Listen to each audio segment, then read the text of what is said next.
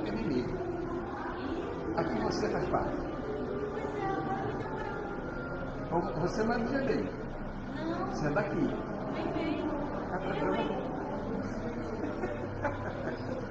Tranquilo, eu deixei o nome aqui.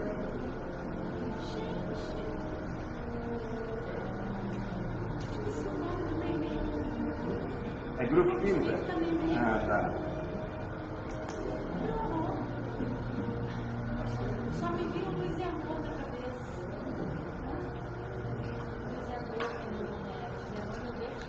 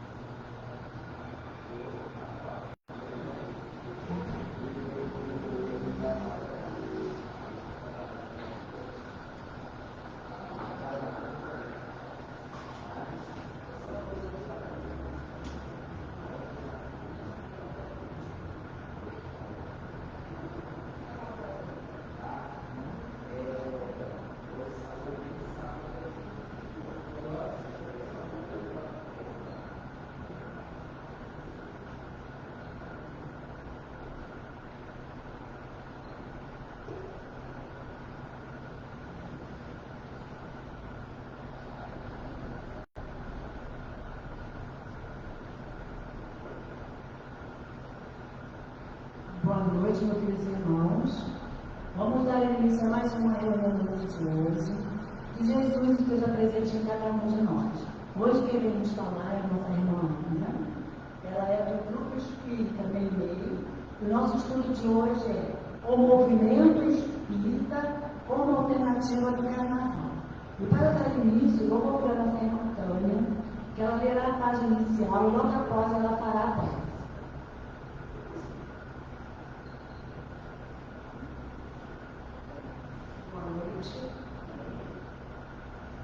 Vamos ler o Pão Nosso de Francisco Cândido Xavier pelo Espírito Emmanuel, página 227, capítulo 108, oração. Perseverai em oração, velando nela com ação de graças. Paulo, Colossenses 4:2. Muitos crentes destinariam a movimentar a prece qual se moviliza uma vassoura ou um martelo. Exigem resultados imediatos ou desconhecerem qualquer esforço preparatório. Outros perseveram na oração, mantendo-se toda a vida angustiados e estardiços. Desgastam-se e consomem valiosas energias nas aflições injustificáveis. Enxergam somente a maldade e a treva e nunca se dignam examinar o tempo bruto da semente divina ou a possibilidade próxima ou remota do bem. Encarceram-se no lado mal e perdem, por vezes, uma existência inteira sem qualquer propósito de se transferirem para o lado bom. Que probabilidade de êxito se reservará ao necessitado que formula uma solicitação em gritaria com evidentes sintomas de desequilíbrio? O concessionário sensato, de início, adiará a solução, aguardando prudente que a serenidade volte ao pedido. A palavra de Paulo é clara nesse sentido. É indispensável persistir na oração, velando nesse trabalho com ação de graças. É forçoso é reconhecer que louvar não é apenas pronunciar votos brilhantes, é também alegrar-se em pleno combate pela vitória do bem, agradecendo ao Senhor os motivos de sacrifício e sofrimento, buscando as vantagens que a diversidade e o trabalho nos trouxeram ao Espírito. Peçamos a Jesus o dom da paz e da alegria, mas não nos esqueçamos de glorificar-lhe os sublimes desígnios, toda vez que a sua vontade misericordiosa e justa entra em choque com os nossos propósitos inferiores. E estejamos convencidos de que oração intempestiva, constituída de pensamentos desesperados e descabidas exigências, destina-se ao chão renovador, qual acontece a flor improdutiva do vento leva.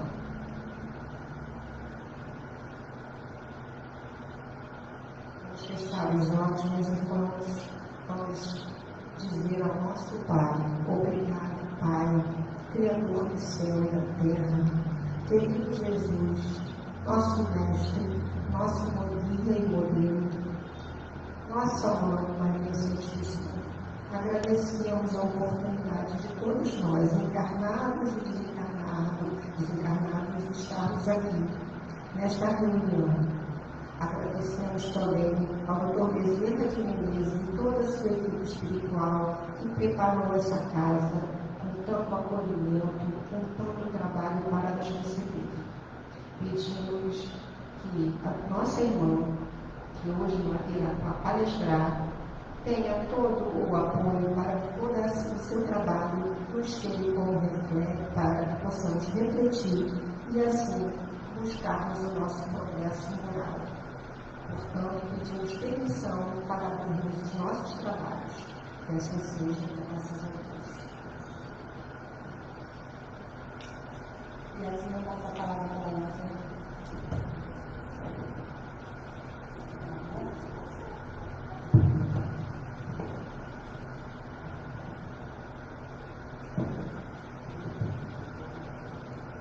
Boa noite a todos, muita paz para todos. É a minha primeira vez aqui na casa. Eu agradeço o convite do Mauro e vou começar pedindo a ajuda dos benfeitores de luz, do patrono da casa, para que o nosso estudo tenha bom entendimento dos dois lados da vida. Porque a gente sabe que além de nós encarnados, existe aqui uma multidão de desencarnados, né? E no nosso estudo de hoje, nós vamos falar sobre o Carnaval. Carnaval, que é a festa da carne. Segundo a doutrina espírita, o que é o Carnaval? A doutrina condena se nós participarmos do Carnaval? Não, a doutrina não condena nunca nada, né? Mas como nos disse o apóstolo Paulo, tudo nos é permitido, mas nem tudo nos convém. E a doutrina espírita vem mostrar para nós os perigos dessa época do ano. Os perigos que a gente enfrenta, todos nós, participando ou não das festas, participando ou não efetivamente do Carnaval. Porque a gente não ignora que a nossa vida física, a nossa vida terrena, ela é pautada pela vida espiritual. Nós estamos aqui encarnados, mas ao nosso redor, o tempo inteiro, nós temos muitos desencarnados. No livro dos Espíritos, Kardec pergunta aos Espíritos o quanto eles nos influenciam. E eles dizem que muito mais do que a gente pode supor, ao ponto de algumas vezes serem eles a comandarem a nossa vida. Imagina, a gente pensa que todas as ideias que a gente tem são nossas. Todas as intuições que a gente tem são nossas. Tudo que a gente vivencia é fruto do nosso pensamento, das nossas atitudes, da nossa vontade. Só que não. Nós somos influenciados o tempo todo pelos espíritos desencarnados. Na verdade, nós somos influenciados entre nós, encarnados com desencarnados, encarnados com desencarnados e por aí vai. O tempo inteiro nós temos influência espiritual. Aí chega a época do Carnaval, que é a festa da carne. O que acontece principalmente aqui no Brasil? Primeiro a gente tem que pensar, Chico Xavier falou pra gente, que em 1958 as portas do umbral foram abertas. A gente sabe que o umbral é uma camada que envolve a terra, né, a crosta da terra, onde ficam os espíritos que ainda sentem muita culpa, os espíritos que foram, enquanto encarnados, homicidas, alguns suicidas, estupradores, enfim, espíritos que estão imersos nas suas culpas, imersos no seu arrependimento tardio, mas que estão ainda na crosta da terra. Então, em 1958, as portas do umbral foram abertas. Por quê? Deus, na sua infinita misericórdia, fez isso para que os espíritos tivessem a mesma oportunidade, que a maioria tivesse a mesma oportunidade. Como nós estamos passando pela transição planetária, nós vamos deixar de ser um planeta de provas e expiações para sermos um planeta de regeneração. Nessa transição, ficarão na Terra, no planeta Terra, os espíritos que conseguiram evoluir um pouquinho, aqueles que estão preparados para a regeneração. Aqueles que não estiverem preparados vão voltar para o planeta primitivo. Mas a doutrina diz que ninguém anda para trás, ninguém vai retroagir. Não, ninguém vai retroagir, mas vai voltar para o planeta primitivo para começar tudo de novo. Assim aconteceu, por exemplo, com os habitantes de Capela. Acho que todo mundo já ouviu falar dos exilados de Capela, né? Capela é um planeta. Não ouviu falar? Capela é uma outra galáxia, onde que também o governador de lá também é Jesus. Jesus é o governador do planeta Quiron, que é um planeta primitivo, onde boa parte dos espíritos aqui no planeta Terra vão nessa transição, aqueles que não conseguirem a regeneração vão para Quiron. Então Jesus é governador de Quiron, Jesus é governador de um planeta que ainda está se formando, é governador do planeta Terra, é governador de um planeta que já é feliz, um planeta de todo, e é governador de Capela. Então, Capela já era um planeta regenerado, estava passando como nós estamos agora, para ser um planeta regenerado, e aqueles que não conseguiram acompanhar essa evolução, alguns vieram para cá, que a gente chama o livro Exilados de Capela. Por isso, eles se tornaram aqui no planeta, né? Hebreus, os arianos, os egípcios, por exemplo, eram os exilados de Capela. Eles não acompanharam a regeneração do planeta deles, vieram para cá com a promessa do Cristo de que assim que eles começassem a evoluir, voltariam para o planeta dele. Quem nunca se perguntou como é que foram feitas as pirâmides do Egito?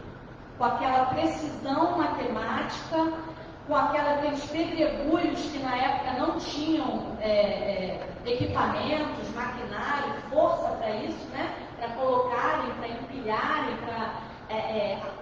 as medidas das pirâmides fazem referência à medida do planeta Terra até Capela, enfim. Nós vamos passar agora pela mesma situação que Capela passou. Então, quem não conseguir, vai para o planeta primitivo para começar tudo de novo. Vai passar por um planeta primitivo, vai passar por um planeta de provas e expiações, e quem conseguir vai ficar aqui no planeta Terra, no planeta regenerado. Então, nós temos entre nós encarnados agora muitos espíritos realmente doentes. Nós temos espíritos encarnados e desencarnados muito ruins, muito doentes. A gente sabe que diabo não existe, demônio não existe, foram figuras criadas pela Igreja Católica para colocarem medo na gente, para frearem um pouquinho os nossos instintos e para a Igreja vender a indulgência, que era o perdão dos nossos pecados, né? Então, naquela ocasião, a gente podia fazer tudo que fosse de ruim, se a gente pagasse a indulgência, estava prometido o paraíso para nós.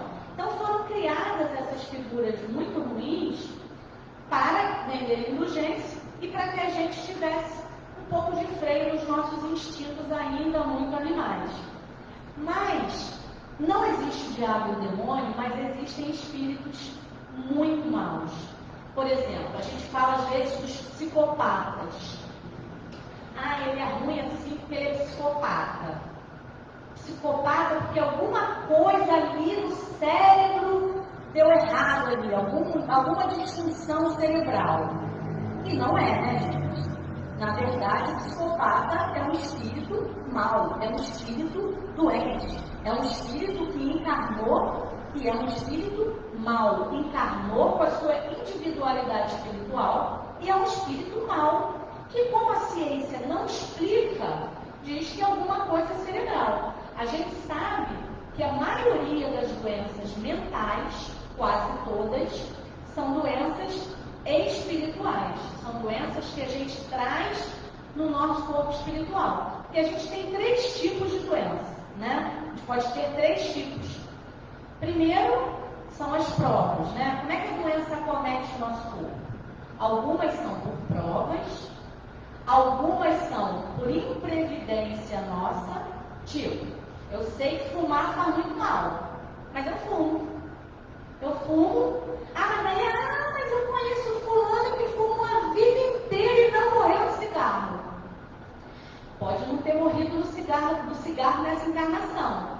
Mas a gente tem que parar com a mania de achar, morreu, enterrou, quando a gente nascer de novo vem um corpo novinho. Não vem não, gente. Vem um corpo novinho, na verdade, vem um corpo novinho, mas aquele corpo vai ser animado pelo nosso corpo espiritual, pelo nosso perispírito.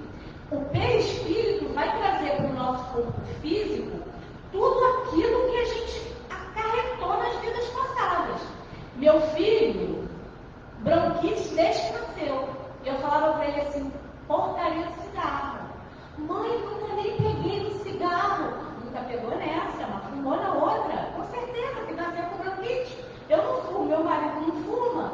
É claro que aquilo que a gente não encontra uma razão plausível nessa vida foi o que nós fizemos com o nosso corpo na outra. Quem nunca se perguntou, ai meu Deus, mas por que eu estou passando por isso, por essa doença? Vai olhar no passado que você fez. A gente não sabe que gordura faz mal demais? Que a comida em excesso faz mal, mas a gente come, porque é bom comer, né? Mas não vou morrer desse problema. Não vou morrer, mas vou deixar o meu fígado com problema. Então, tudo que a gente faz no corpo, no nosso corpo, esse corpo aqui vai morrer, vai ser enterrado, vai acabar. Mas no nosso perispírito, nós teremos marcado tudo. Então, nós temos a doença por prova, nós temos a doença que nós, por equívocos nossos, desta vida ou de vidas passadas, marcamos o nosso perispírito e aí em algum momento o perispírito vai passar para o corpo físico e temos as doenças de missão, por missão. Por exemplo, Chico Xavier tinha um problema muito sério na vista, Chico sofria de angina, um problema sério no coração. Aí a gente vai achar que Chico, naquela categoria que estava ali em expiação ou estava numa prova, Chico já não precisava disso, né? Porque a doutrina nos ensina, a doutrina dividiu nós, espíritos, numa pirâmide. Nós, a maioria de nós, estamos na base da pirâmide, onde o mal ainda prevalece. Nós estamos, não sei se tem alguém aqui, gente, que já não está mais nessa categoria, aí me perdoe quem já ultrapassou. Mas a maioria de nós está na base da pirâmide, onde o mal ainda predomina. Chico está no meio da pirâmide, onde o bem se sobrepõe ao mal. Espíritos como Maria Teresa de Calcutá, Gandhi, Irmã Dulce, estão nessa categoria. Então, Chico tinha os problemas físicos muito mais por missão, para mostrar para a gente que com toda dificuldade ele se dedicou ao trabalho ao próximo, né? Incansavelmente. Então, nós estamos vivendo um momento onde temos espíritos encarnados muito ruins. Todo dia a gente escuta uma tragédia na televisão, né? E agora com a internet, que a notícia corre, né? Todo dia a gente escuta um caso de feminicídio, todo dia a gente escuta que abandonaram um animal, que fizeram maldade para um animal, todo dia a gente escuta de um latrocínio, né, que é o roubo seguido de morte, todo dia a gente escuta uma notícia muito ruim.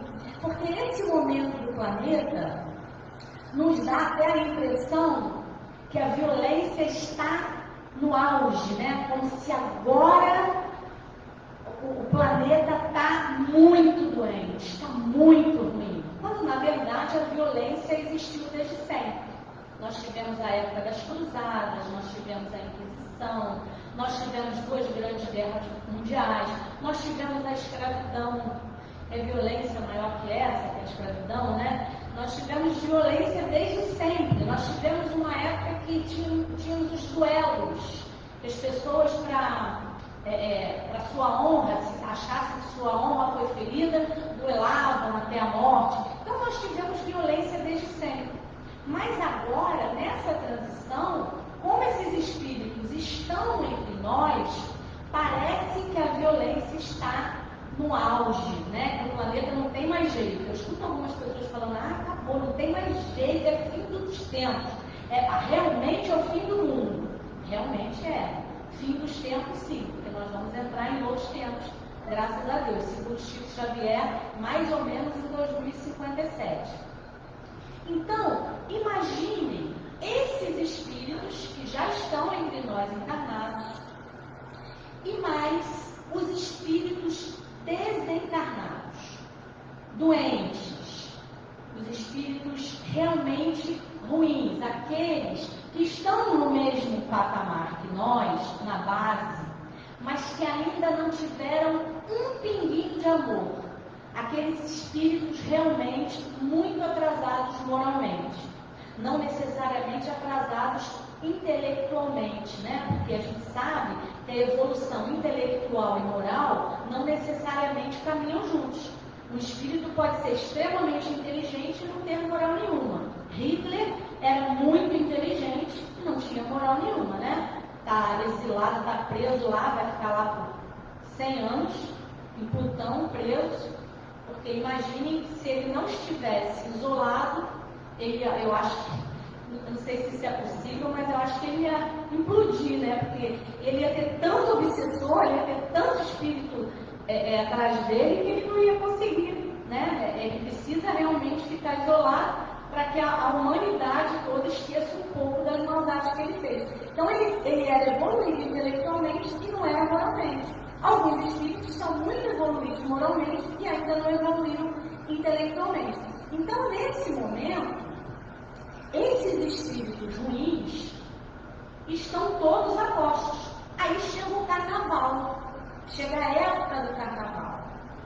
Nós não ignoramos que existem cidades inteiras de espíritos malfazejos, de espíritos ruins. Cidades, a gente sabe que existem cidades espirituais, né? Muita gente já ouviu falar no nosso lar, né? Que é uma das colônias. Polônia para onde foi o André Luiz quando saiu do umbral.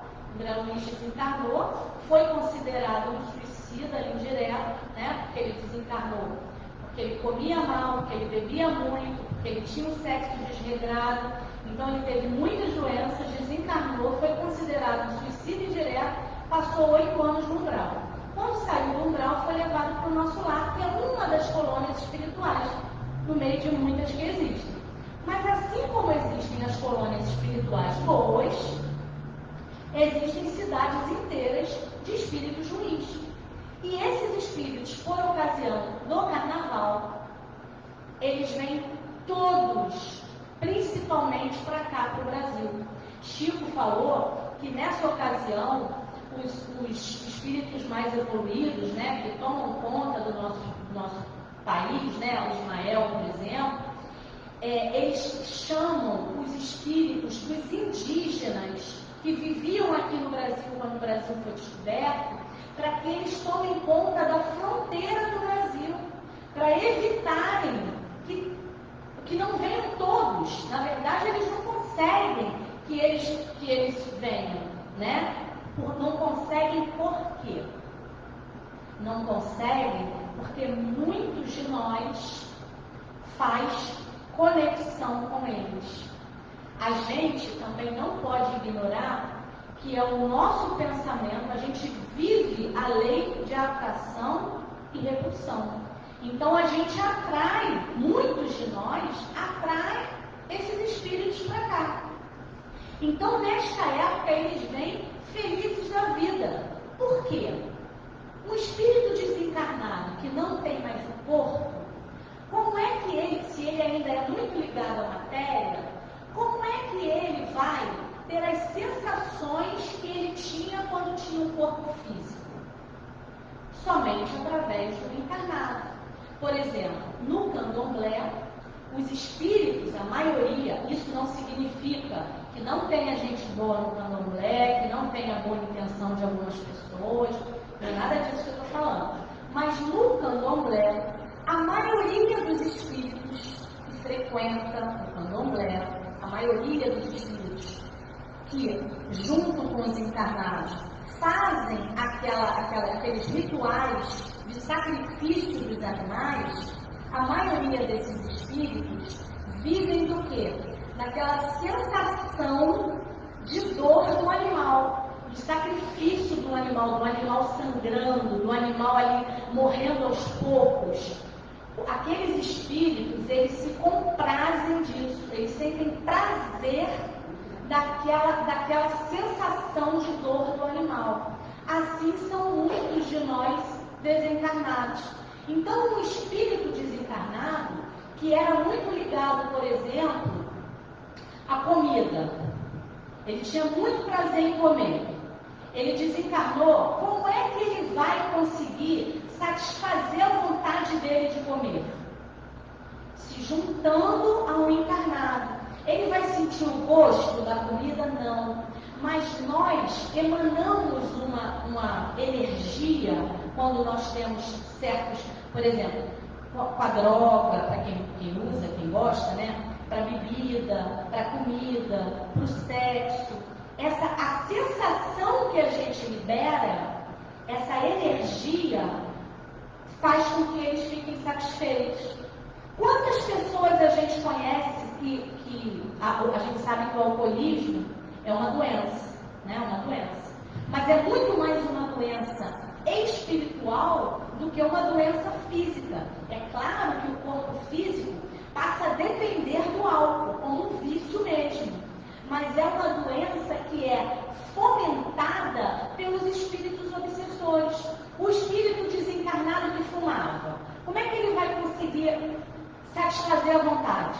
Porque nós largamos o corpo, quando a gente desencarna, a gente larga o corpo, mas a gente continua sendo exatamente quem a gente é. Ninguém vira santo porque desencarnou, ninguém fica monstrinho porque desencarnou, fica muito rico. Não, a gente continua sendo exatamente quem nós somos.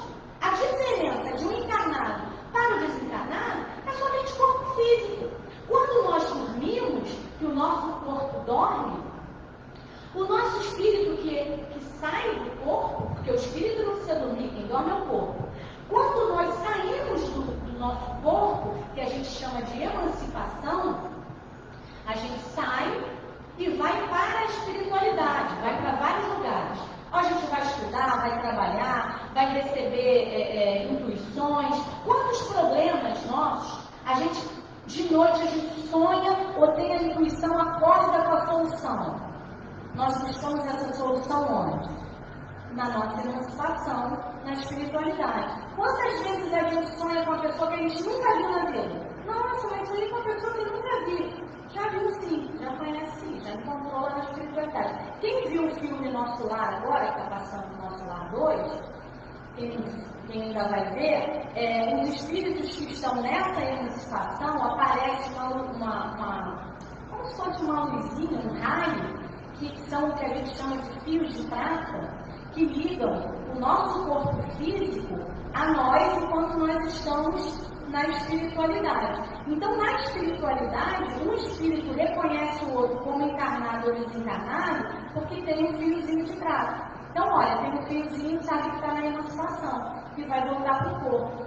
Na emancipação, por exemplo, o médico que descobriu a fórmula da insulina, chama-se Frederick Grant, ele recebeu a fórmula na emancipação. Ele foi para a espiritualidade, lá dela ele a fórmula, ele acordou, voltou para o corpo, anotou, dormiu de novo e no dia seguinte ele foi olhando aquela fórmula, foi desenvolver e desenvolveu a fórmula da insulina tão necessária para os diabéticos. Então, nessa emancipação, nós somos nós mesmos. Então, quando a gente desencarna e não tem, quando nós somos ainda muito ligados ao nosso corpo físico, quando a gente desencarna, Emmanuel diz que a cada 4 desencarnados, somente um consegue se libertar realmente do corpo e ir para a espiritualidade, para a sua evolução. Os outros 3 ficam ligados ainda, às vezes à família, às vezes aos bens materiais e às vezes a esses vícios, a essas sensações do corpo. Quando a gente desencarna, logo que a gente desencarna, lá na espiritualidade a gente sente fome, sede, sono, a gente sente saudade, a gente tem a impressão da dor. Se a gente estava muito doente, a gente acorda lá no hospital, a gente, eu estou com muita dor, mas a gente ainda tem aquela impressãozinha da dor, né? Por isso até a doutrina diz para a gente, quando uma pessoa desencarna, precisa de 72 horas, pelo menos, para a cremação, porque nós ainda somos muito ligados ao corpo físico. Então, se a gente não espera 72 horas, pode ser que o espírito tenha aquela sensação de que ele está pegando fogo, de que ele está sendo queimado vivo. Então, essas sensações da fome permanecem com alguns espíritos, às vezes por séculos, desses desejos carnais, né? Aí chega o carnaval.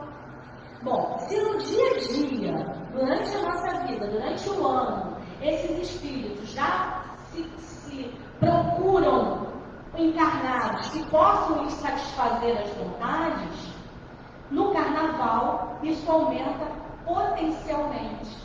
Então, quantos de nós conhecem pessoas que têm vontade de parar de beber e não conseguem? A pessoa luta porque quer parar com o álcool e não consegue.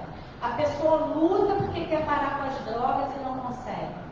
Porque na maioria das vezes encontrou um desencarnado que se juntou a ele e falou assim: toma mais um copo, você não cola na mão, você para quando você quiser e fuma um cigarrinho. É um cozinho só, você não é viciado não. Para de bobeira, fuma, é só esse. E assim o espírito vai sendo estimulado a continuar. E muitas vezes vai perdendo as forças. Ao ponto dessa obsessão, às vezes, se tornar uma obsessão até sem volta, né? Então, no carnaval, esses espíritos, eles aproveitam. Porque o que as pessoas pensam no carnaval? Eu tenho uma prima, que eu nem vou dizer o nome, lógico, porque muitos aqui conhecem minha família, mas assim, ela me contava que ela e as amigas iam para Salvador no carnaval e faziam uma competição de quantas pessoas diferentes elas iam beijar. Então saía beijando todo mundo na boca, assim, não importava quem fosse. Se estava acompanhado, se não estava, qual era a idade, não importava. Saía beijando todo mundo. E é isso que acontece no carnaval. As pessoas se liberam de uma forma, começam a ter um pensamento. Quantos homens se vestem de mulher, de repente, para liberar um lado homossexual? Quantas pessoas, antigamente, né, no meu tempo de jovem, os namoros terminavam às vezes na sexta-feira de carnaval para voltarem só na quarta-feira de cinza, para nesses dias as pessoas se liberarem, se largarem. E é isso que acontece. O que o carnaval traz? Mulher nua, é uma querendo aparecer mais que a outra. As escolas de samba realmente são um espetáculo à parte. É tudo muito lindo. Mas o que a gente vê ali? É uma mulher querendo aparecer mais que a outra, é uma mais nua que a outra, é uma promiscuidade. O carnaval ele facilita uma promiscuidade que esses espíritos fazem a festa. Só que se eles aproveitassem ali, o carnaval tem até a música, né, que atrás do trio elétrico só não vai que já morreu. Tudo mentira. Carro de elétrico vai ficar vivo e um monte de já morreu. Vai tudo junto para influenciar. Porque eles querem aquilo ali. Eles querem o sexo desregrado. Eles querem a bebida. Eles querem as drogas. Eles querem o suicídio. Quantas pessoas se suicidam no carnaval ou depois do carnaval? Porque a gente vai ser inocente de pensar assim, acabou o carnaval, voltaram todos eles lá para a cidade deles?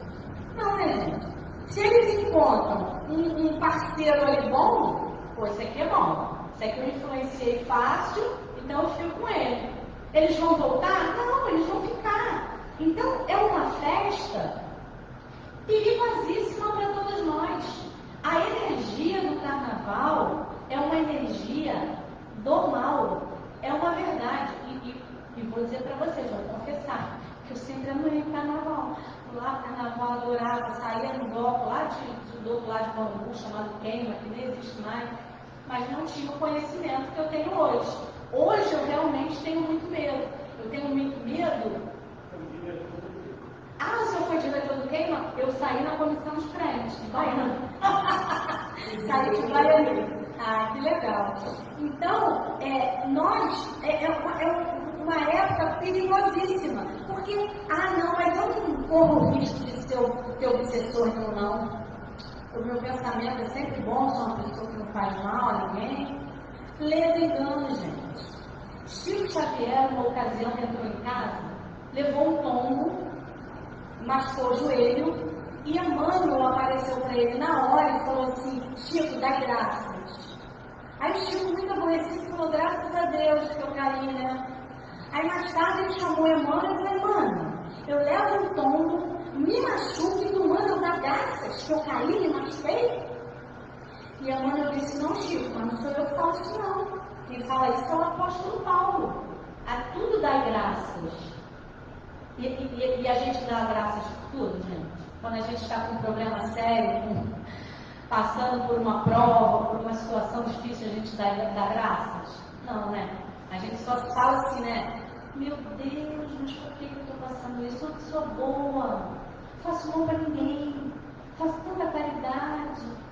Até esses dias, lá no meu trabalho, tinha um rapaz que devia ter idade do meu filho, catando fruta, tem um sacolão lá, catando fruta que já estava muito podre, porque há 2 dias o sacolão não abria, a fruta devia estar muito podre. Aí eu perguntei se ele queria comida, consegui lá uma comidinha no meu trabalho, dei a ele, e uma senhora do meu lado falou assim: semana passada o senhor bateu lá na porta, pediu café e pão dei. O pão não estava bom, não era pão fresco, era o pão que eu tinha, eu dei. Mas ele xingou muito, ele reclamou muito. Mas aí eu fiquei muito chateada, porque eu dei que eu tinha, né? Eu falei: senhora, a senhora não fez sua parte? A senhora não deu o que a senhora tinha? Bom, se ela não foi procurar lá o pãozinho mais duro que ela tinha lá e deu ele, ela fez a parte dele. Eu falei: a senhora não fez a sua parte? Pronto. Como ele vai receber, esse é o problema dele. A gente faz a nossa, o outro. Né? Porque no final das contas, como dizia a irmã Dulce, é entre nós e Deus. Eu não sei se foi dito isso por Madre Teresa de Calcutá ou por irmã Dulce. Eu acho que foi irmã Dulce. E no final das contas, é por entre nós e Deus. Então, muitos de nós, quando está passando por uma prova, por um problema, né, seja aquela doença que nós, pela nossa imprevidência, causou o corpo, ou seja aquela doença pelas nossas provas mesmo, ou seja um problema emocional, um problema financeiro, um problema de trabalho, um problema conjugal. Muitos de nós, quando está passando um problema, não faz o que o apóstolo Paulo dizia para a gente, né? Tudo dá graças, né? O que a gente esquece é que todo problema, toda dor, todo sofrimento tem dia e hora para acabar. Ele só dura o tempo que precisa para nos mostrar o que ele quer mostrar. Ensinou, a gente aprendeu, acaba.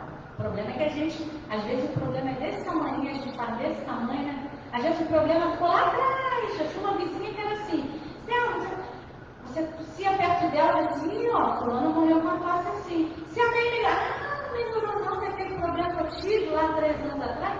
Tem gente que é assim, né? O problema já passou, já está resolvido e o problema, a pessoa está fomentando problemas, nossas dores, todos têm dia e hora para acabar. A gente só tem que ter paciência e observar o que a vida quer ensinar, porque aí ele acaba.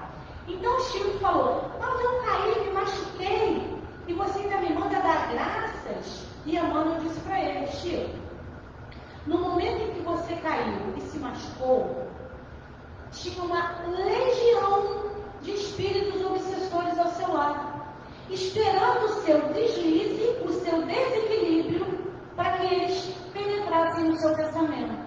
Bom, Chico Xavier, que dirá nós simples mortais. Então, se Chico estava sujeito a obsessões pelo desequilíbrio, porque quando é que um espírito se une a nós? Um espírito malfazejo, obsessor. Em que momento? No momento em que nós estamos com baixa vibração. Se eu estou com a vibração aqui, o espírito que está aqui ruim vai me alcançar? Não. Ele só vai me alcançar se a minha vibração baixar até ele. Em que momento que o espírito obsessor fomenta em nós o problema? Fomenta em nós a obsessão. No momento em que a gente está com raiva, com desequilíbrio, com ciúme, quando a gente está maledicente, quando a gente está pessimista, quando a gente deixa de fazer a prece. Jesus falava o tempo todo, orai e vigiai. Orai e vigiai. Por que orar e vigiar? Por que a gente precisa orar se Deus já sabe o que a gente precisa? Se Deus já sabe o que é bom para a gente, o que a gente quer? Exatamente por isso, para que a gente se mantenha num nível de vibração, num nível de pensamento, que a gente não seja tão fácil presa para esses espíritos. Então, meus irmãos, o carnaval é uma época. Tem que olhar para o relógio, porque às vezes eu sou indisciplinada, eu passo do tempo. Mas o carnaval é a época que esses espíritos estão em maior número, mais obsessivos do que nunca, mais desejosos do que nunca. E aí, o que a gente tem de alternativa? O que a gente tem de alternativa para o carnaval? Se a gente não quiser fazer parte deste, vamos dizer assim, mas se eu for ver uma escola de samba, eu vou estar sujeita a isso? Eu tenho que vigiar, orar e vigiar, né? Eu tenho que vigiar o meu pensamento. Eu tenho que me manter, de alguma forma, blindada a isso. Porque essa época é a época em que mais se faz aborto. Porque o carnaval acaba e os problemas seguem. Aqueles que foram obsidiados seguirão. Quantos problemas são frutos de obsessão? Quantos problemas mentais? Quantas pessoas estão nos manicômios e não são loucos? Quantas pessoas têm problemas em casa, de brigas, de uma convivência ruim com o seu marido, com a sua esposa, com seus filhos, irmãos? Às vezes não quer, mas porque são realmente... Agora, vamos parar também de botar tudo culpa no obsessor, né, gente?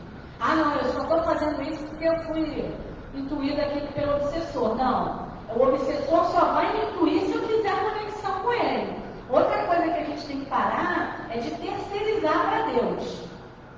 Eu tenho uma colega de trabalho que o ex-marido dela usa drogas, bebe muito, aí dirige, arruma problema com todo mundo no trânsito, arruma briga. Aí de vez em quando ele vai pegar os filhos. Aí eu falei, mas tu deixou ir? Deixei, entreguei para Deus. Para terceirizar para Deus. Deus não deu inteligência a gente? Deus não falou, Jesus falou, fazei e eu te ajudarei. A gente precisa parar de terceirizar. Nós somos responsáveis pelas nossas escolhas. Tudo nos é permitido, mas nem tudo nos convém. Apóstolo Paulo. Então, se ela sabe que o marido bebe, que o marido usa drogas, que o marido arruma briga, vai deixar os filhos dela dentro do carro. Aí Deus é que tem que dar um jeito? Não, Deus deu inteligência a ela de discernimento, livre-arbítrio. Como o rapazinho que trabalha lá na padaria, lá perto do trabalho. Escutei ele falando outro dia assim, corro pra caramba com a moto. Nunca levei um tombo. Nisso, Deus me ajuda. eu tive vontade de parar para conversar com ele e perguntar, só nisso que Deus te ajuda? Mas assim, Deus não ajudou então aquele que morreu de morte, que caiu, que se machucou, que ficou tetraplégico. Como é que é essa reverência para as pessoas? Um dia ele vai cair. Ele é imprudente, um dia vai acontecer. Aí é culpa de Deus? Naquele dia Deus não ajudou? A gente não pode terceirizar. Então, se eu for assistir um desfile da escola de samba, ou se eu assistir na minha casa, eu vou estar correndo o risco da obsessão? Eu corro o risco da obsessão o tempo inteiro na minha vida. O carnaval é uma época mais propícia. Mas se eu me cuido, se eu tenho meu discernimento, meu livre-arbítrio e tomo conta do meu pensamento, eu já me blindo bastante. Mas a gente tem como alternativa as casas de oração. Antes de nós chegarmos no centro espírita, a casa fechadinha, sem nenhum dos dirigentes aqui, o que acontece? Enquanto eu estou falando aqui, atrás de mim existe um telão que passa as imagens do que eu estou falando. Se eu falo do apóstolo Paulo, está o apóstolo Paulo. Se eu falo de Jesus, aparece a imagem de Jesus para os desencarnados presentes. Então, antes de todos nós chegarmos, a casa já foi totalmente preparada para a nossa chegada. Por quê?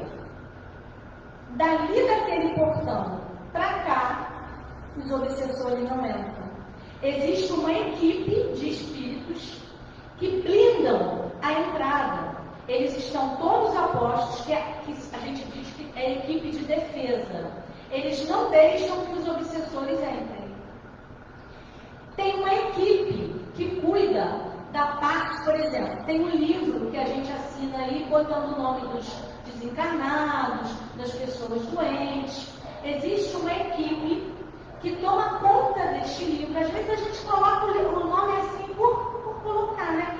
Lembrei de fulano, vou colocar aqui. E a gente não sabe o que a equipe de médicos do local faz com aqueles nomezinhos. Eles vão visitar as pessoas, tanto os desencarnados quanto os doentes. Eles fazem uma seleção das pessoas que mais precisam, né, dos enfermos, dos desencarnados, e vão realmente tratar. Então, existem várias equipes na hora do passe, existem espíritos de médicos. Quando a gente entra no centro, nós já estamos sendo tratados. Mesmo que a gente se sente, o palestrante esteja muito chatinho e que a gente durma, que a gente dê uma cochilada. Às vezes a gente está aí, o pensamento está assim, ó. Aí será que eu apaguei o fogo e tem que tirar a roupa da cama que vai chover. Amanhã tem que pagar a conta de luz. O pensamento está em outro lugar. Por quê? Muitas vezes, os espíritos ruinzinhos que nos acompanham, que foram barrados ali fora pela equipe de defesa, ficam de lá fazendo conexão conosco. Então não é culpa do palestrante quando a pessoa dorme, viu? Mesmo que a palestra seja chata, não é culpa do palestrante, é culpa do obsessor que está lá fora. Então fazem conexão conosco, aí nos fazem dormir, nos fazem desviar o pensamento. Por quê? Por mais que a palestra, vamos dizer, não nos prenda o interesse, alguma coisinha a gente aprende no estudo, alguma coisinha a gente aprende numa casa, né? E quando a gente fala casa de oração, eu estou usando aqui o centro espírita porque suponho que sejamos todos espíritas ou simpatizantes, né, do espiritismo. Mas toda casa de oração tem as suas equipes de tratamento, as suas equipes de defesa, as suas equipes médicas. Então, o centro espírita é uma excelente alternativa. Até porque a doutrina espírita tem o trabalho de desobsessão. Mas tem um dia que é específico para desobsessão. Sim, tem um dia que tem uma mesa para desobsessão. Porém, hoje, durante o nosso estudo, durante a nossa reunião, muitos espíritos que estiveram ou estão sendo tratados aqui. Porque a equipe de defesa não deixa os obsessores entrar, mas deixa alguns que têm possibilidade de tratamento. deixam entrar? Não é uma casa de Deus? Não é uma casa de oração? Por quê? Se deixarem todos entrar, eles vão nos influenciar. Vão influenciar o palestrante, vão influenciar quem está na assistência, e aí o trabalho não flui. Inclusive, existe uma equipe que ajuda, quando a gente pede ajuda, que eu pedi quando eu comecei, a gente pede ajuda aos benfeitores da casa, ao patrono da casa, porque os espíritos influenciam a nós, palestrantes. Vão nos dando ideias, vão nos dando intuição. Não vão me dizer aquilo que eu não sei. Eles não vão me soprar no ouvido algum assunto que eu não conheça, que eu não domine. Mas vão me intuir de alguns assuntos que eu já tenha conhecimento. Então, a casa de oração, às vezes a gente pensa assim, não vou hoje não. Não vou hoje, estou cansada, está chovendo. Não vou hoje não. Hoje estou cansada, está chovendo. Mas aí algum espírito bom fala para a gente, vamos, vamos. Porque a espiritualidade sabe quando a gente precisa do tratamento. E quando a gente entra, a gente já começa a ser tratado. Então, a casa espírita é um excelente lugar para a gente estar no carnaval. A casa espírita, a casa de oração, seja a igreja católica, evangélica, budista, tudo vai depender sempre do nosso pensamento, do nosso coração, da nossa intenção. E nesse tema do carnaval, o livro Nas Fronteiras da Loucura, ditado pelo espírito Manuel Filomeno de Miranda, com assistência de Dr. Bezerra de Menezes, foi um livro psicografado por Divaldo Franco. Esse livro, quem tiver a oportunidade de ler, fala do carnaval e da loucura que é o carnaval. Olha o nome do livro, Nas Fronteiras da Loucura.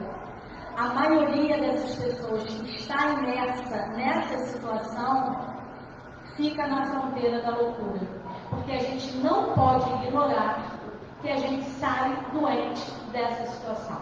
Vocês acham que as pessoas que, nesses dias, fizeram uso de drogas, de bebida, do sexo desregrado, que vão provocar o aborto, a gente como espírita sabe o que o aborto é, para o espírito que está sendo abortado e para aquela mãe que teve como opção o aborto.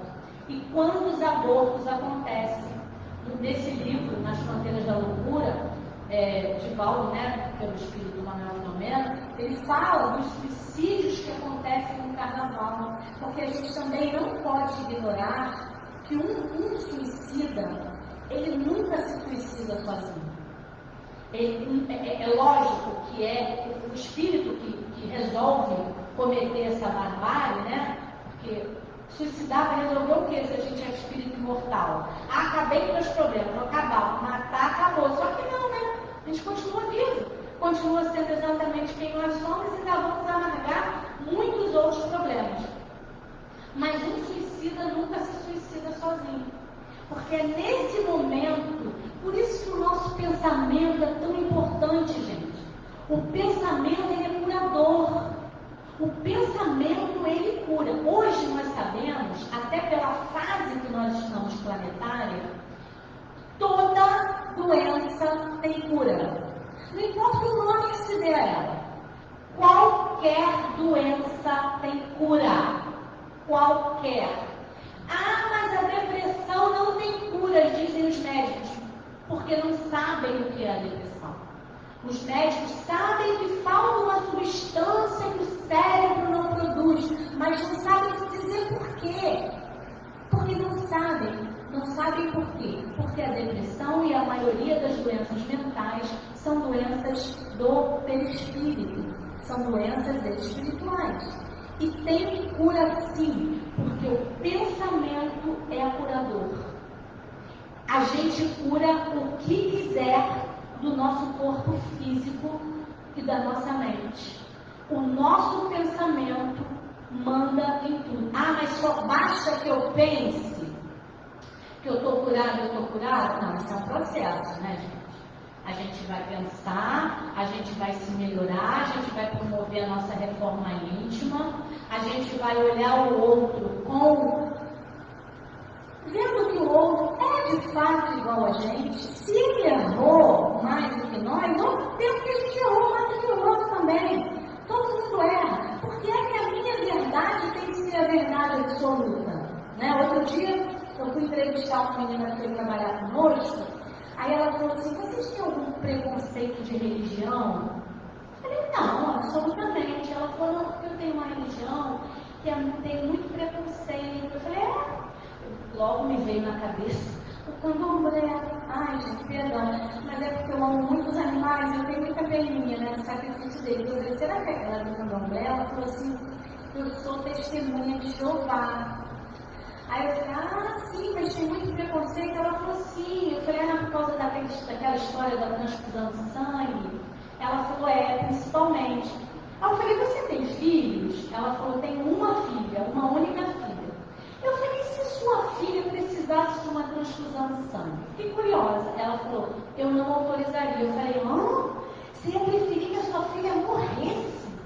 Ela, sim, porque se ela morresse pela falta de sangue, eu ia encontrar com ela quando eu morresse.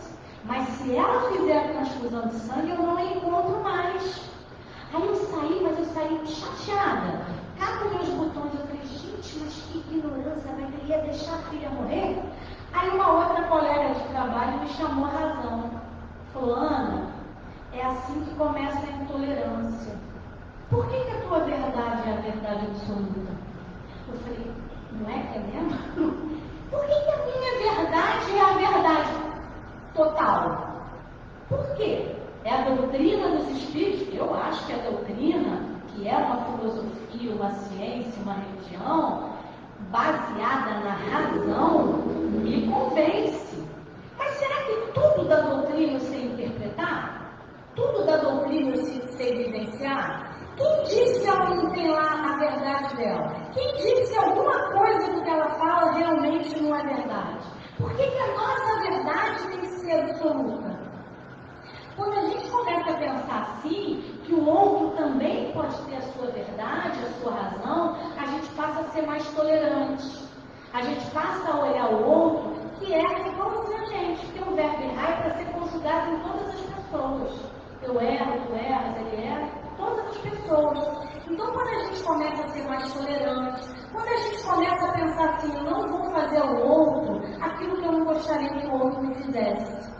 Quando a gente começa a pensar assim, a gente já começa a organizar as nossas células. Mas aí toda expiação eu vou ter que viver? Tem uma doença lá no meu corpo espiritual. Vamos lá. Aquela doença que todo mundo morre de medo, que antigamente, quando se falava que a gente tinha, era uma sentença de morte. Pronto, já estou condenado, vou morrer. Eu até tive uma colega no centro que ela falava assim, eu tenho essa doença, aí eu já escolhi a roupa que eu quero ser enterrada. Bom, isso já tem 6 anos. Ela ainda não usou a roupa, já engordou, já teve que trocar a roupa. Porque a gente sabe que hoje é diferente, que existe cura sim, porque o momento do planeta é para isso. É para a gente se livrar das doenças. Chico falou, há 53 anos atrás, eu acho, 53, 54, que se nós não promovêssemos a Terceira Guerra Mundial, todas as doenças teriam cura. E nós teríamos essas curas em tempo recorde, a passos largos os remédios viriam. Então, mas eu tenho uma expiação que está lá no meu corpo espiritual, que não vai ter jeito, eu vou ter que vivenciar. Depende do meu comportamento. Eu não vim aqui sentenciada, apesar da expiação ser uma sentença, eu não vim aqui sentenciada para sempre, acabou, vou ter que... Ninguém veio para sofrer. Ou muita gente acha que o Espiritismo faz apologia ao sofrimento. Não é verdade também. A gente não faz apologia ao sofrimento. Só sofrendo que a gente aprende. Bobagem. Tem gente que sofre pra caramba e não aprende nunca. Fica continuando errando. Não é isso. O sofrimento nos amadurece, nos faz olhar para outro ângulo. É fato. Mas não é o sofrimento. A gente não veio aqui condenado a sofrer. A gente veio para ser feliz. A gente veio para aprender. A escola, numa escola normal, a gente vai para sofrer na escola? Não. Esse planeta na escola? A escola a gente veio para aprender. Então, à medida que eu vou modificando o meu pensamento, olhando o meu irmão como de fato meu irmão, tendo compaixão do meu irmão que ainda não tem o meu entendimento, e botando nas minhas células, eu quero ser melhor, eu quero me curar. Então, para tudo nós temos a cura. Mas quando eu dou espaço para esses irmãos, esses que vêm nos visitar agora, eles nos adoecem. Então, meus irmãos, a alternativa é a prece, é a meditação, é a reforma íntima. Quem tiver a oportunidade de estar dentro de uma casa de oração nesses dias fará uma grande coisa, e que nós possamos a cada dia, não só no carnaval, mas a cada dia aprendemos a nos afastar dessas influências ruins que nos adoecem, não só no carnaval, mas no ano todo, mas que a gente tem todas as possibilidades, principalmente depois da terceira revelação, que foi o Espiritismo, né? Nós tivemos, um minutinho, nós tivemos Moisés, tivemos Jesus e tivemos a doutrina dos Espíritos, tão esclarecedora e que diz pra gente, todo sofrimento tem dia e hora para acabar. Quem quiser continuar, vai continuar com o sofrimento. Quem quiser acabar, é só aprender a lição. Muita paz para todos.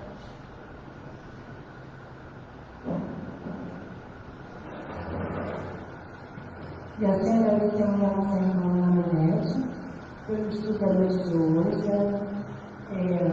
Nós agradecemos a sua presença. Sempre bem-vinda na nossa casa, tá bom? Leve o abraço de todos os trabalhadores da casa, da diretoria da casa, para a sua casa, tá bom? Já sempre bem-vinda, tá bom?